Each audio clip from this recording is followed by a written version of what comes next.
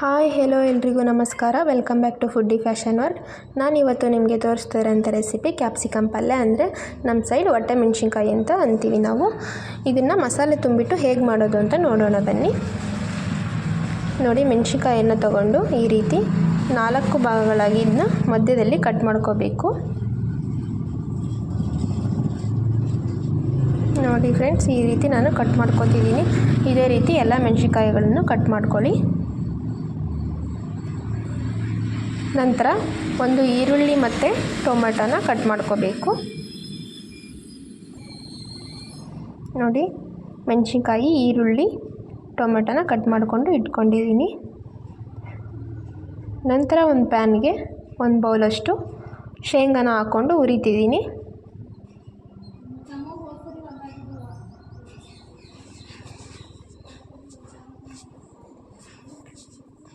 ನೋಡಿ, ಈ ರೀತಿ ಹುರ್ಕೋಬೇಕು. ಹುರ್ಕೊಂಡ ನಂತರ ಇದನ್ನು ಸಿಪ್ಪೆ ತೆಗಿಬೇಕು. ನೋಡಿ, ಸಿಪ್ಪೆ ತೆಗೆದ ನಂತರ ಇದನ್ನ ಒಂದು ಮಿಕ್ಸಿ ಜಾರ್ಗೆ ಶೇಂಗಾ ಹಾಕಿ, ನಂತರ 2 ಬೆಳ್ಳುಳ್ಳಿನ ತಗೊಂಡಿದ್ದೀನಿ ನಾನು. ಬೆಳ್ಳುಳ್ಳಿ ಹಾಕಿ, ಹಸಿ ಕೊಬ್ಬರಿ ಇದ್ದರೆ ಅದನ್ನು ಹಸಿ ಕೊಬ್ಬರಿ ಹಾಕ್ಕೋಬೋದು. ನಂತರ ಉಪ್ಪು, ಹುಣಸೆಹಣ್ಣನ್ನು ನೆನೆ ಹಾಕಿರಿದ್ದ ಹುಣಸೆಹಣ್ಣನ್ನು ಸ್ವಲ್ಪ ಹಾಕ್ಕೊಂಡಿದ್ದೀನಿ. ಹಾಕಿ ಗ್ರೈಂಡ್ ಮಾಡಿ, ನಂತರ ಅದಕ್ಕೆ ಕುರ್ಷಾಣಿ ಪೌಡ್ರನ್ನು ಹಾಕ್ತಿದ್ದೀನಿ 1 2 ಸ್ಪೂನ್. ನಂತರ ಸಾಂಬಾರು ಪೌಡರ್, ಮನೆಯಲ್ಲೇ ಮಾಡಿರ್ತಕ್ಕಂಥ ಸಾಂಬಾರು ಪೌಡ್ರನ್ನು ಹಾಕ್ತಿದ್ದೀನಿ. ಸ್ವಲ್ಪ ಕಲರ್ಗೆ ಅಂತ ಅರಿಶಿನ ಹಾಕ್ತಿದ್ದೀನಿ.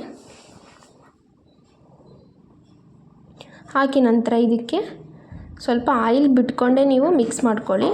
ಆಯಿಲ್ ಹಾಕ್ಬಿಟ್ಟು ಮಿಕ್ಸ್ ಮಾಡ್ಕೋಬೇಕು ಮಸಾಲೆನ.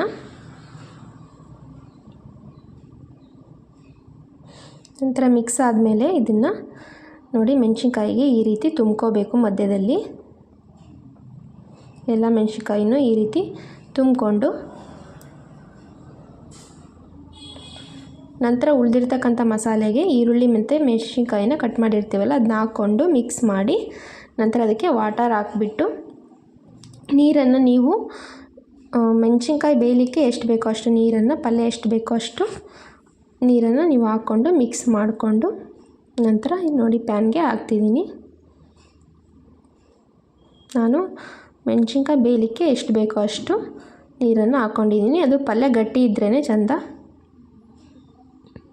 ನೋಡಿ, ಈ ರೀತಿ ಬೆಂದಿದೆ.